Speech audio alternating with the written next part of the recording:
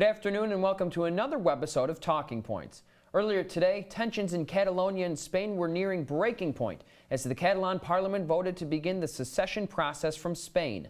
The Spanish government in Madrid almost simultaneously approved direct rule over Catalonia, suspending the region's autonomy and independent government. The move follows weeks of hostility between the two powers after a referendum held on October 1st showed that Catalans wanted independence from Spain.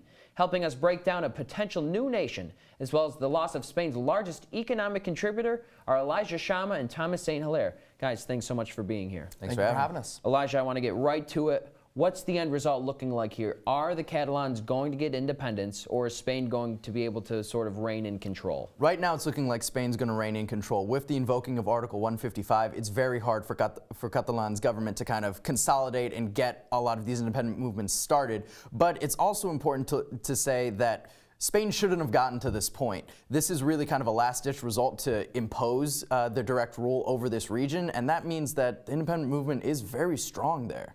Now, Thomas, can Catalonia make it as an independent state? I mean, they're going to have to set up customs, embassies, defense, a central bank, air traffic control, not to mention they have to bring in revenue to be able to sustain that sort of state. If they do get awarded independence, can they do it? Well, there are two questions. One is, can they handle it fiscally? And the other question is, can they handle it politically? Fiscally, they are actually very capable. They make up 25% of Spain's GDP. They make up 19% of exports. They make up 16% of the population. They are very strong economically, probably the most prosperous region in all of Spain.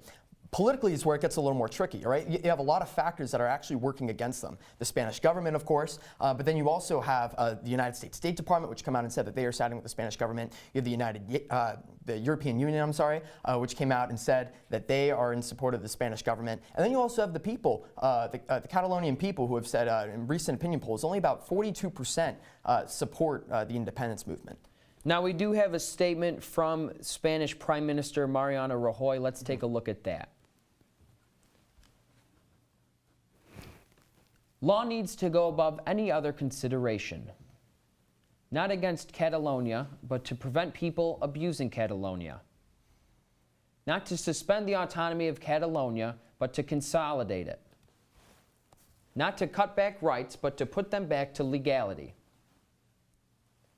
What's threatening Catalonia is not Article 155, but the behavior of the government of Catalonia. Thomas, your reaction? Well, a couple of things. First off, this is incredibly surprising. You've seen over Twitter how he's actually been urging people to remain calm, but he's been really having this focus on law and order. That was actually the main focus of Article 155, which was passed. It wasn't, that this is against the Catalonian region. It wasn't even the economic arguments that some people have been making. It has been a law and order argument, and that's what you've been seeing consistently out of the Spanish government. Elijah, anything to add? It's interesting because he really needs kind of to consolidate this power. He wants to show kind of a strong front to the EU, and it's interesting to say that if Catalonia was to leave Spain, it'd be very hard for them to join the EU, because in order to join the EU, you need the approval of the current member states, of which Spain is a part of, and they would probably veto that, which would make it very hard to get access to that European market, which is where that 20% GDP really depends on. Well, since you mentioned the EU, what's the reaction been from member nations? It's been kind of a stay-in-line approach from the EU. Angela Merkel came out in support of Mariano Rajoy. Emmanuel Macron has done the same. Brussels, in the European Union's parliament, has also done the same. They very much want to see a strong European Union, and that means a strong Spain. So they're backing the Spanish government as much as they can without getting directly involved. Now, Thomas, I mean, if this thing continues to escalate and move forward and there's a lot of disagreement on both sides, could we see potentially military action? So far, it seems that military action is a little more unlikely. What you're more likely to see is government action. So you're more likely to see leaders in the Catalonian government being arrested. Right now, they actually haven't released which ones voted in favor of the movement, because it was the Attorney General of the Spanish government who came out and said that anyone who voted against it would basically receive fierce drawback. And so right now it seems a little more unclear, but here's what you're going to see over the next day or two. You're going to see they're going to go in, they're going to take over the government, they're going to take over schools as well, and you're going to see the Spanish government really try to enforce this and be very strong in this. And I mean, if they do go in and they take control of the government, Elijah, what's next for the Catalonian leaders? What is their next move? Well, right now, with Article 155, Spanish Prime Minister Mariano Rajoy is trying to find a way to get rid of Catalonian President Carlos Puigdemont. That would be a huge blow to the independence movement. He has been the torchbearer. We'd see kind of a lot of these independence pushers or rebel rousers kind of just be taken out of government.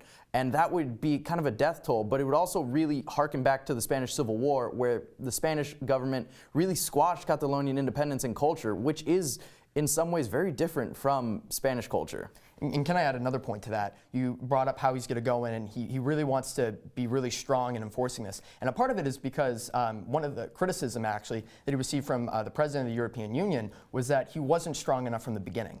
And that now you're going to see that he's going to try to really make this transition and being a lot more forceful on the Catalonian people. Any final thoughts on what the support might look like from European nations?